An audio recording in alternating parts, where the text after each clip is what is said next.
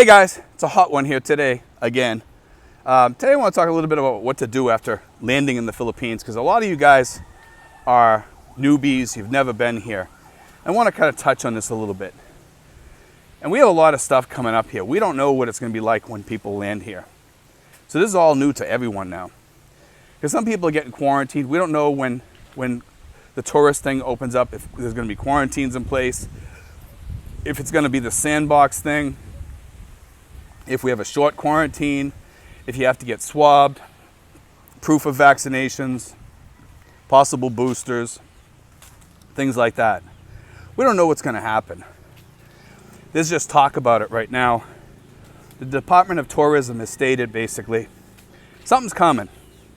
They just don't know what it is yet. They're watching Thailand to see, well, hey, can we open up this area and this area and this area, these tourist areas? We'll start letting people in so we can start getting some money in here. Get some money flowing.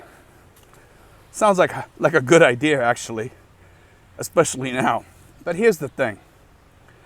A lot of you guys that are going to come in here, you have to plan around what's going to happen. Because a lot of you guys are planning on coming here, and the first thing you want to do is go to the island where your girlfriend is. Well, you might not be able to, because if you're in this thing, you might not be able to travel there right away. And the way things are right now, it's kind of hard to travel here from one province to the other, from town to town. They have checkpoints. They're checking you out, make sure everything's all good, fine, and dandy. That's one of the things you have to plan for. The other thing is the quarantine when you land here. You know, we still might have quarantines in place. Travel, all this stuff is just a big logistical mess. And when they open up to some capacity, some of this stuff is still going to be around lingering, probably, in most sections. That's the problem. Now, here we go. Also, what else do you need when you get here? What else should you plan? You need to have a house, a place to live, a place to call home.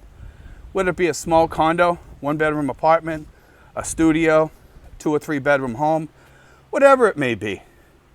I don't know what you guys have for income, and I can't talk to everybody on here at the same, well, I can't talk to each of you separately on here, but you guys know what kind of money you have and everything.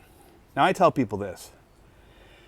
Just because you're coming over here and money goes a little bit further, and I'm going to get into this a lot, that's what you're thinking. In reality, money does not go much further here. And I'm going to tell you why. The only thing that goes further here is your money with a rental. Also for renting cars with a driver. It's way cheaper than back home. You can rent a driver here for a good part of the day for about $40. Includes gas, includes the car, includes a driver. Yes, you heard me right, $40 for average trip, like from Tracy Martirez to Manila, to drive me around in Manila and then drive me back, about $40. It's a great deal. Gas isn't that much. It's in a small car, works for me. It's good to have a driver here. Now here's the thing. I have a lot of people coming here that come to Tracy Martirez. I tell people Tracy Martirez is good. And a lot of these people, I can help them in some capacity. I can't babysit, but I can help you, okay? I can get you started, get you kick-started, spend a few days with you or a day with you, get you to know around here, and if you get lost or need some information or whatever, I can help you. I can tell you what to do. You know, you need to kind of learn the ropes around here. Here's the thing. My area is super cheap for rentals. That's key. That's the savings in the Philippines. You move to a place that's filled with expats and the places are going for $300, $400, $500, $600, $700, $800 a month to rent. And some of those, by the way, are 1-bedrooms. Okay? Just to let you know. They're condos. And if you want to pay that, more power to you. But you know something? Some of these little rentals that I show, they're just as good. You might not have a pool. If you want a pool, go into a gated community. Gated community, get a 2-bedroom or a 1-bedroom with a pool that you might have to pay 50 pesos per use. But the pool's clean and nobody ever uses it hardly at all. The gated communities, people think it's a robbery to pay 50 pesos to go use the pool. That's a steal for us expats, and it's actually kind of nice because you know what? Most of the people are working during the day, and they don't want to go use the pool because they don't want to pay that kind of money. They think it's too high because most of the people here don't make a lot of money. So a couple pesos like that, it hurts the pocket. But to you, it's your gain because when you go into these places, you have the whole pool to yourself. And that's key, okay? The other thing is this. Food, transportation, laundromats, supermarkets, all that stuff should be close to you, wherever you move. That's a good thing about Tracy Martires. Tracy Martires has Das Marinas around us. We also have good hospitals around us. We have good hospitals in Tracy. They're decent. They're mid-range hospitals, and they have upper-range hospitals over in Das Marinas. So if you need some serious hospital help, you can go to Das Marinas. If you need a good dentist, you go to Das Marinas. If you want to get a decent doctor, see a doctor in Das Marinas at the hospital there. We have supermarkets all around here, everywhere around us. We have all home, all day they call it, a bunch of different places you can go to, and you can get decent food, decent Western foods, and we also have places that deliver meat, okay? Now, people are saying, well, Steve, are these places expensive? Yes, yes. And a lot of people that come over here think, well, I'll live on Filipino food, but a lot of people come here and they don't like Filipino food, okay? They think that they might like it. Filipino food doesn't fit some Westerners. Some Westerners are okay with it and they like it. They're okay with rice and chicken and things like that. And that's your thing. But what I'm trying to tell you is, it's not for everybody. It's not for everybody. So some of you are going to come over here and you're going to want to have American food, but you're going to have to kind of cut back because it's so expensive over here.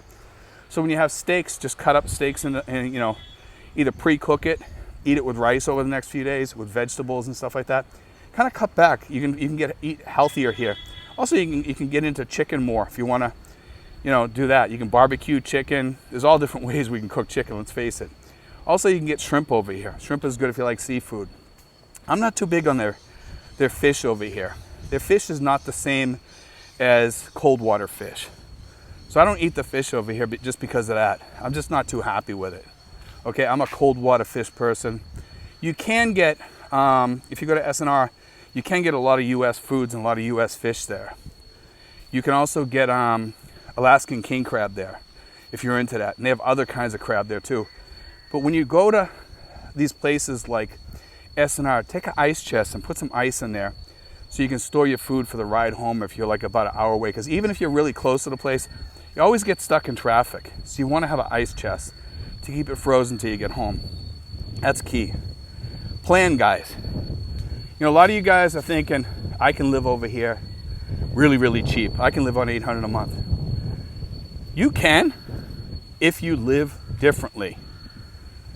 A lot of people say, well, I don't want to live on a rice diet because I have diabetes or something like that. That's fine. You know, you can, but a lot of people don't have diabetes. And if you don't have diabetes, then a rice diet might be okay for you. Rice, vegetables, beef, chicken, what have you. You can get into that and you can save yourself a lot of money. It's actually kind of cool over here. You know, if you're healthy over here, once you pay for your insurance and your home, because the two big costs are going to be your insurance, your health insurance, your home, and your life insurance. Those are your three costs. Your health insurance, if you're in your 50s, your health insurance, your life insurance, and your home shouldn't cost more than $300. Yeah, $300. You only need about $25,000 worth of life insurance probably. That should be more than enough, okay?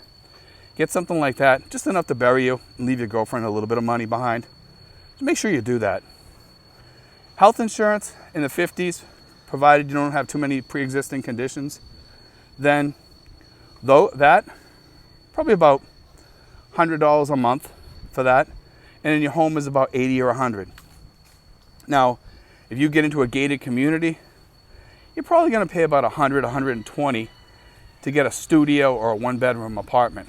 Okay, with a pool that's a public pool in the gated community. That's beautiful, and it's a good deal. And once you get past that, then you're talking about your electricity. What's electricity going to cost per month?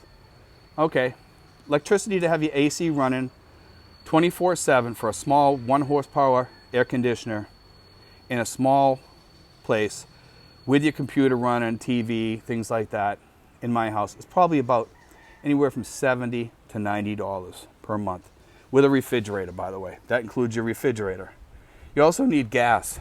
Gas costs you about, I don't know, $10, $15 a month, depending on how much gas you use, how much you cook.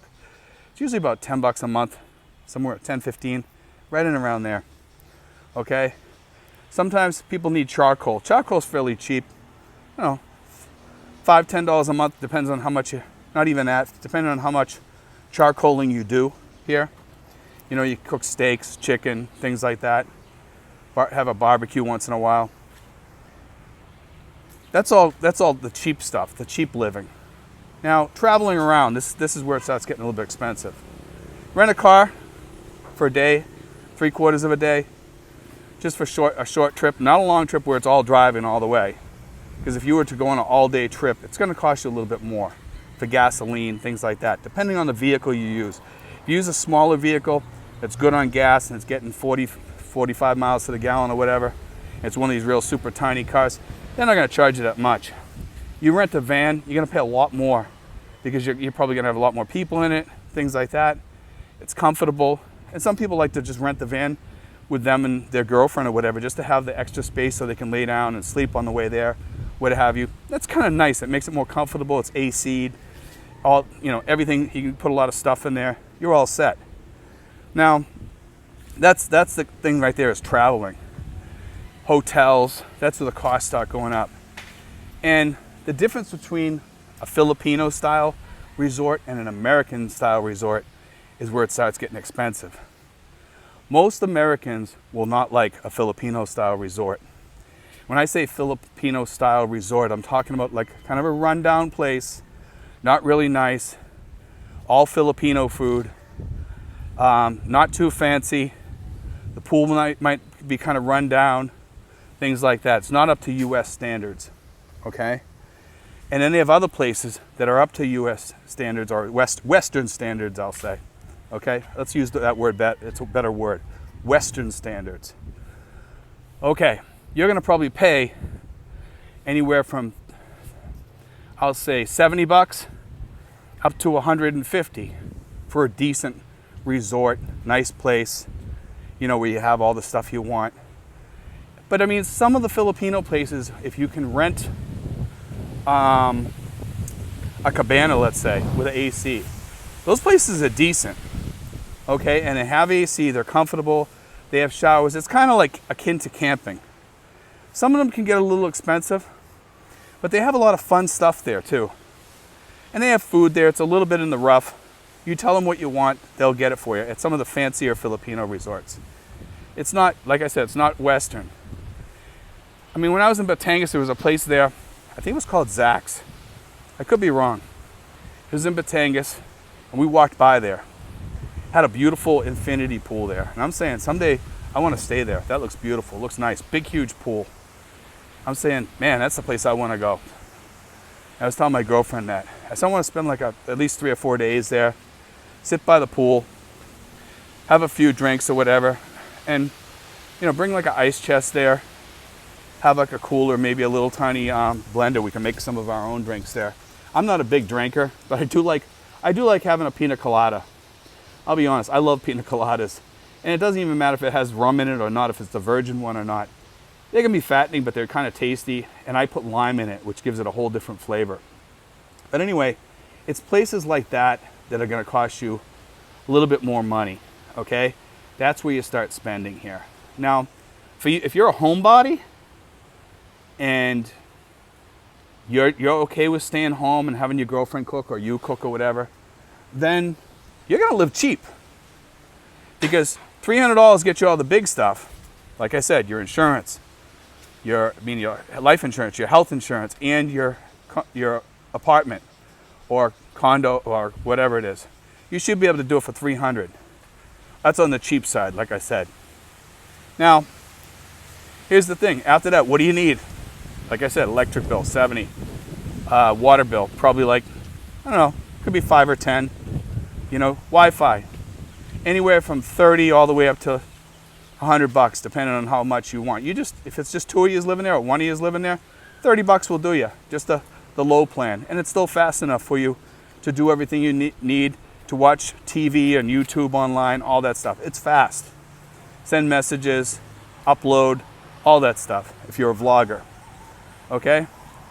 Now, TV, I don't really watch TV because I watch online TV. So I watch like YouTube, I watch Netflix, I watch Apple TV.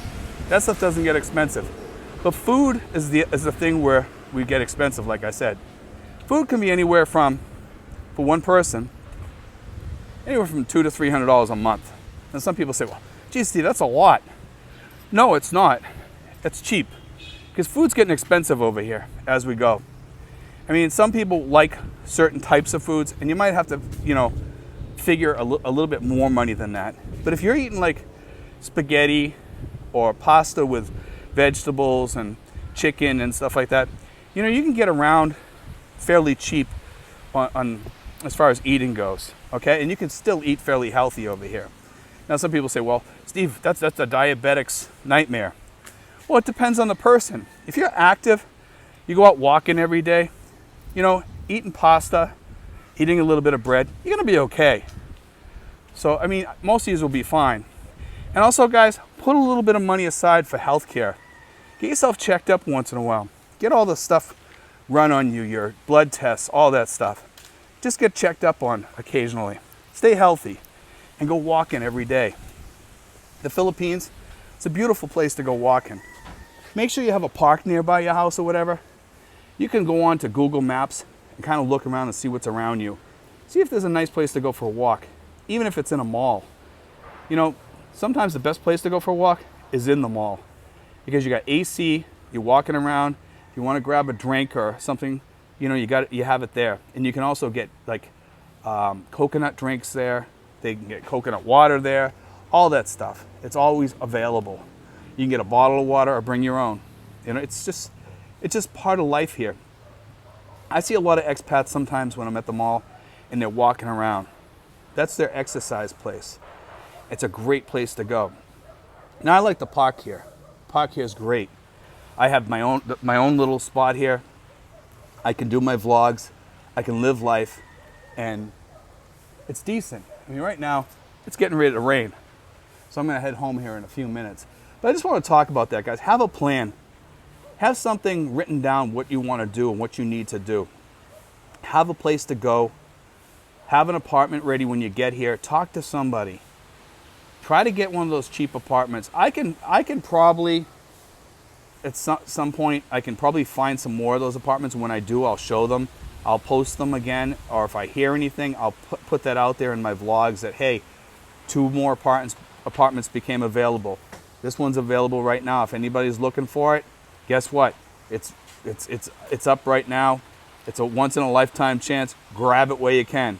There's some beautiful places out there for $100, $110, $80, $60. But you got to grab them quick because they disappear. These new places disappear super fast. Anyway, guys, I'm going to let you go. Plan. Have a plan when those wheels on the plane hit the ground. Know what to do. Have a place to go. You need to have a place to go. Don't blow your money on hotels and all that. You might have to stay in a hotel for one night. That should be the max that you spend in a hotel. You should have a place to go. You might, like when you stop in Manila for the night, some of you guys are coming in at 1:30, 2 o'clock in the morning. Obviously, you're going to want to go to a hotel and crash for the night and then get all rested up for the next day to head wherever you need to head, whether it's in Luzon or someplace else. Remember, have a place to go, a place you can call home. And if you have a friend around there or an expat friend or somebody that can help you set up the house, be grateful for that, because a lot of people don't have that, because there's a lot of people here that just come here or they just show up willy-nilly. Those are the people that are going to get hurt the most here. Be grateful if you can find a house. Look up on Facebook. Try to find somebody on there that can help you. You'll find a place. I'm sure you'll find a place. If you go on let's say, like I said, Cavite rentals, there's a lot of other places out there that you can look up on Facebook You just type in the name of the town and see if there's any rentals there. And you'll find them, okay? Those ones tend to be a little bit more expensive, okay, more for the wealthier people. But sometimes you can find some, and you can look into like the classifieds, maybe like on Craigslist or maybe even in, like I said, something like Facebook Marketplace or whatever. Look for those places and you'll find them. They show up on there occasionally. A brand new, freshly built place for 60 or 80 or $100 a month or 120 or 140. Sometimes for 140 you can get a 2-bedroom with a patio on the roof, okay? And they're small, but they're cute and they're nice. You have 2 rooms. You can use one as an office, one as a bedroom. And some of these places might have AC for like 140 a month, or they might have a place to put an AC, okay? So, and some of the places for like 160 to 200, you're probably gonna get places with a split AC in there. But check around, guys. Shop around, see what you can get, see what you can do, and find them.